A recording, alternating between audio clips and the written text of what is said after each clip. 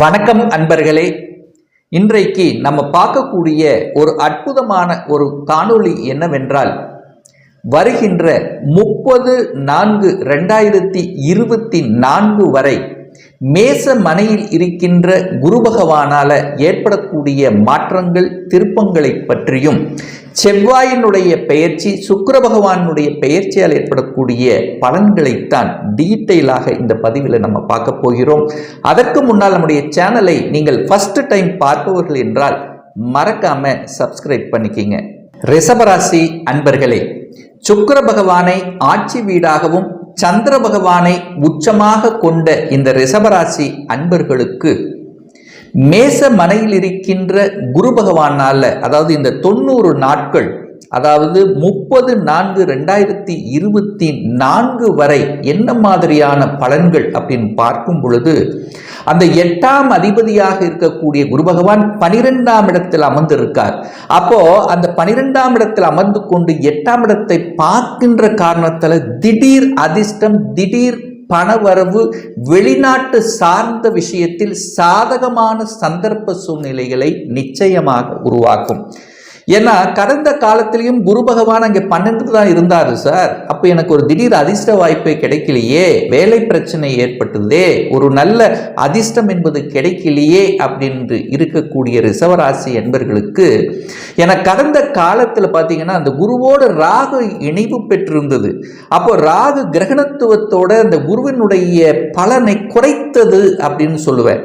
சிலருக்கு பார்த்தீங்கன்னா வழக்கு சம்பந்தப்பட்ட விஷயங்கள், அலைச்சல் திருச்சல்கள் இருந்தது, பணவரவு கூட ஏதோ ஒரு இடத்தில் லாக்காய் இருந்தது, பல வகைகளில் இன்னல்களை சந்தித்து கொண்டிருந்த இந்த ரிஷபராசி என்பர்களுக்கு இப்போ திடீர் அதிர்ஷ்ட வாய்ப்புகள் கிடைக்கக்கூடிய ஒரு நல்ல காலகட்டமாக உங்களுக்கு அமைகிறது அப்படின்னு சொல்லலாம்.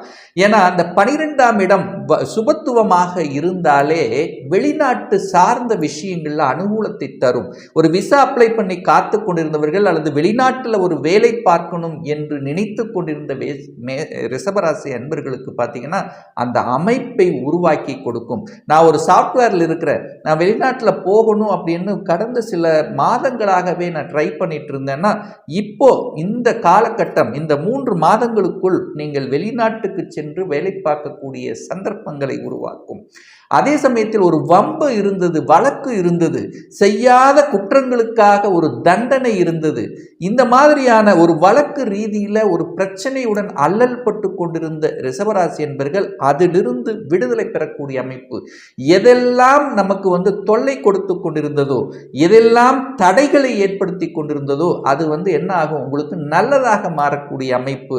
நிறைய அனுபவ பாடங்களை கற்றிருப்பீங்க.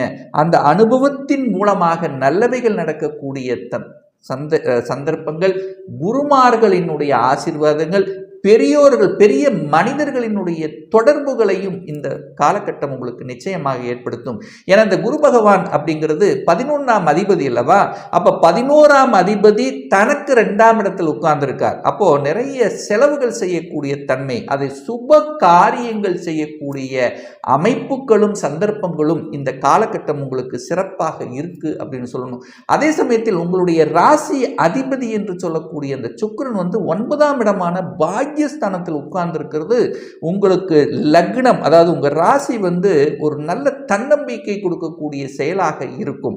அதே சமயத்தில் இந்த ரிஷபராசி என்பவர்களுக்கு யோகத்தை தரக்கூடிய ஒரு கிரகம் அப்படின்னா அந்த சனி பகவான், அதாவது ஒரு கேந்திரத்துக்கும் ஒரு கோணத்துக்கு அதிபதியாக இருக்கக்கூடிய அந்த சனி பகவான் ஆட்சி பலம் பெற்று மூல திரிகோண பலம் பெற்று வலிமையா இருக்கார். ஸோ இந்த காலகட்டத்தில் பார்த்தீங்கன்னா அந்த சுக்கிரன் 9ஆம் இடத்தில் அமர இருக்கிறது. அதாவது 12/2/2024 இருந்து 6/3/2024 வரை உங்க ராசிநாதனான சுக்கிரன் 9ஆம் இடமான பாக்கியஸ்தானத்தில் அமர்ந்து கொண்டு பலனை கொடுக்கிறார். அதற்கு அப்புறம் பார்த்தீங்கன்னா அந்த 7/3/2024 இருந்து 30/3/2024 வரை 10ஆம் இடத்தில் தொழில்காரகனோட சேர்ந்து பலனை கொடுக்க போகிறார். அப்போ உங்களுடைய எண்ணங்கள், செயல்பாடுகள், சிந்தனைகள் எல்லாம் தொழிலை அபிவிருத்தி படுத்துவது, தொழிலின் மூலமாக ஒரு பாக்கியத்தை அனுபவிப்பது என்பது நீங்கள் நினைத்தவாறு நடக்கக்கூடிய நிகழ்வுகள்.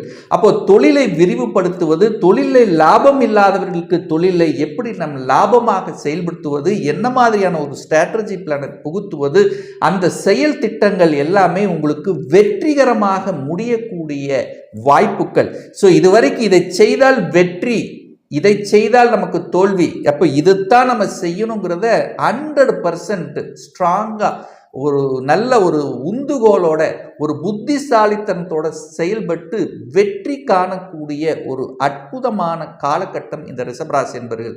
ஒரு சிலர் பார்த்தீங்கன்னா சொந்த தொழிலில் ஒரு பெயரை புகழை ஒரு கௌரவம் கொடுக்கக்கூடிய தன்மை இருக்கும். ஒரு சிலர் வேலை பார்த்துட்டு இருந்திருப்பாங்க, ஒரு சொந்த தொழிலை ஆரம்பிக்கக்கூடிய வாய்ப்புகளும் சந்தர்ப்பங்களை உருவாக்கும். அதாவது கணவன் மனைவி 2 பேரும் சேர்ந்து எதையாவது ஒன்று செய்யலாம், அதுவும் குறிப்பாக தன்னுடைய அறிவை புத்தி வச்சு எதையாவது செய்யலாம் அப்படிங்கிற அந்த எண்ணங்கள், அதாவது வேலையில் இருப்பவர்கள் ஒரு சொந்தமாக ஒரு தொழிலை ஆரம்பிக்கணும் அப்படிங்கிற அந்த எண்ணங்கள் இந்த காலகட்டத்தில் உங்களுக்கு நிச்சயமாக ஏற்படுத்தும். அதே அந்த குருவனுடைய பார்வை நான்காம் இடமான சுகஸ்தானத்தின் மீது பதிகிறது. அப்போ இந்த தாயினுடைய சுகத்தில் இருந்து வந்த பிரச்சனைகள் விலகக்கூடிய ஒரு காலகட்டம் அப்படின்னு சொல்லணும். இதுவரைக்கும் ஒரு ஆஸ்பத்திரிக்கு போயிட்டு இருந்தாங்க, ஒரு தொந்தரவாக இருந்தது, ஒரு ட்ரீட்மெண்ட் எடுத்துக்கொண்டிருக்கோம், ஒரு சரியில்லை அப்படின்னா கூட இந்த 3 மாதத்தில் பார்த்தீங்கன்னா உங்களுக்கு சரியாக கூடிய சந்தர்ப்பங்களை நிச்சயமாக உருவாக்கும். தாயின் மூலமாக இருந்து வந்த கசப்புணர்வுகள், தாய் வர்க்கம் சார்ந்த விஷயத்தில் இருந்து வந்த பிரச்சனைகளுக்கு முற்றுப்புள்ளி வைக்கக்கூடிய தன்மை. அதே சமயத்தில் ஒரு நிலம் சார்ந்த விஷயத்தில் அனுகூல வாய்ப்புகளை பெற்று தருமானா நிச்சயமாக ஏற்படுத்தக்கூடிய அமைப்பு. அப்போ நிலக்காரகன் என்று சொல்லக்கூடிய அந்த செவ்வாயும் வீட்டு காரகன் என்று சொல்லக்கூடிய அந்த சுக்கிரனும் ஒன்று கூடி இருக்கக்கூடிய ஒரு காலகட்டம். அதாவது பாக்கியஸ்தானத்தில் சேர்ந்து இருக்காங்க. அப்போ செவ்வாயும் சுக்கிரனும் இணைந்தால் என்ன? பிருகுமங்கல யோகம். அப்போ நிலம் சார்ந்த விஷயத்தில் நீங்கள் எடுத்து வைக்கக்கூடிய அனைத்து முயற்சிகள் ஈடேறும். ஒரு 2-3 மாதங்களாக ஒரு நிலம் வாங்கணும், ஒரு இடம் வாங்கணும், அந்த இடத்தை வாங்கி ஒரு வீடு கட்டணும், இந்த மாதிரியான எண்ணத்தில் இருந்த இந்த ரிஷபராசி என்பவர்களுக்கு நிச்சயமாக உங்க எண்ணங்கள் ஈடேறக்கூடிய அமைப்பு. அல்லது ஒரு பிளாட் வாங்கணும், இல்லைன்னா ஒரு கட்டிய வீட்டை வாங்கணும் அப்படின்னு இருந்தவர்கள் எல்லாம் நிச்சயமாக வாங்கக்கூடிய அமைப்பு. ஏன்னா 11க்குரியவன் 12ஆம் இடத்தில் அமர்ந்து கொண்டு 4ஆம் இடமான சுகஸ்தானத்தை பார்க்குற அல்லவா. அப்போ ஒரு செலவும் வருமானம் வரும், அது செலவு கன்வெர்ட் பண்ணணும். அது ஒரு கடன் கிடைக்குமானா நிச்சயமாக கடன் கிடைக்கக்கூடிய வாய்ப்புகள் இந்த காலகட்டம் உங்களுக்கு சிறப்பாக இருக்கு. அதே சமயத்தில் நீங்கள் நினைத்தவாறு ஒரு புதிய வண்டி வாகனங்கள் வாங்கக்கூடிய வாய்ப்புகளும் சந்தர்ப்பங்களும் உண்டு. ஒரு சிலர் ஏற்றுமதி இறக்குமதி சம்பந்தப்பட்ட வெளிநாட்டு தொடர்புகளை உருவாக்கும். ஏன்னா அந்த குரு பகவான் 12ஆம் இடத்திலிருந்து 8ஆம் இடத்தை பார்க்கிறார். 8ஆம் இடம் என்பது என்ன? நீங்க வெளியில, அதாவது உங்களோட சொந்த ஊரை விட்டு வெளியே போக வைக்கும். நீங்க இருக்கக்கூடிய டிஸ்ட்ரிக்டை விட்டு அதர் டிஸ்ட்ரிக்ட் செல்லக்கூடிய அமைப்பும், ஒரு சிலருக்கு தான் இருக்கக்கூடிய ஸ்டேட்டை விட்டு அதர் ஸ்டேட்டுக்கு செல்லக்கூடிய வாய்ப்புகளும், ஒரு சிலருக்கு வெளிநாட்டுக்கு செல்லக்கூடிய வாய்ப்புகளையும் நிச்சயமாக உருவாக்கும். வெளிநாட்டிலேயே இருக்கிற, அங்க போய் சேர்ந்துட்டேன், ஆனா ஒரு நல்ல வேலை செட்டில் ஆகல, அங்க ஒரு மாதிரியா இருக்கு, தான் படித்த படிப்பு உண்டு, நான் செய்கிற வேலை வேற அப்படின்னு இருக்கக்கூடிய இந்த ரிஷபராசி என்பர்களுக்கு இந்த 3 மாதங்கள் நீங்கள் என்ன படிச்சிருக்கிறீங்களோ உங்க வயதுக்கு ஏற்ப அதாவது ஒரு நல்ல விஷயங்கள், அந்த பதவி ஆக இருக்கட்டும், அல்லது நீங்கள் மாறக்கூடிய இடமாற்றமாக இருக்கலாம், நினைத்தவாறு நடக்கக்கூடிய செயல்கள், ஒரு சிலர் வெளிநாட்டிலே செட்டில் ஆகக்கூடிய வாய்ப்புகளை உருவாக்கும். அரசாங்க ரீதியில் ஒரு எக்ஸாம் எழுதி அதில் நான் பாஸ் பண்ணணும் அப்படின்னு இருக்கின்றவர்களுக்கு அந்த அரசாங்கத்தின் மூலமாக, அந்த அரசாங்க எக்ஸாம் மூலமாக வெற்றியடையக்கூடிய வாய்ப்புகள்.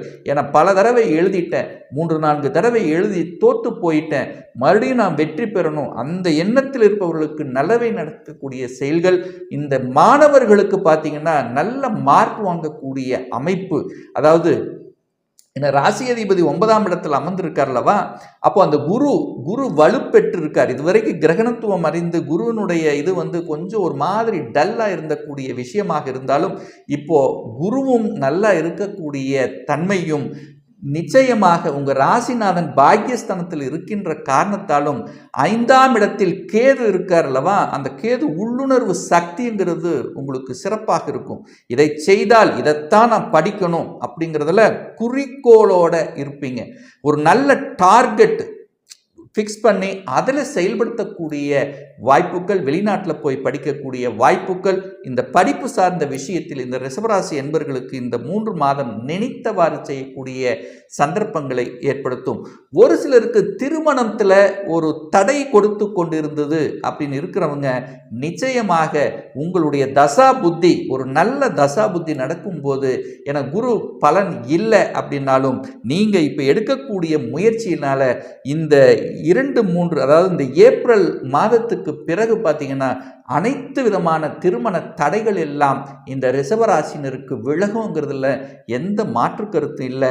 ஸோ ஆக மொத்தம் இந்த 90 நாட்களில் இந்த ரிஷபராசி என்பவர்களுக்கு தொழில் ரீதியாக, தன ரீதியாக, அதாவது குடும்பம் ரீதியாக இருந்து வந்த அத்தனை விதமான பிரச்சனைகளிலிருந்து விடுபட்டு ஒரு மதிப்பு, மரியாதை, கௌரவத்துடன் செயல்படுத்தக்கூடிய அந்த தன்மையை கொடுக்குங்கிறதுல எந்தவித மாற்று கருத்தும் கிடையாது.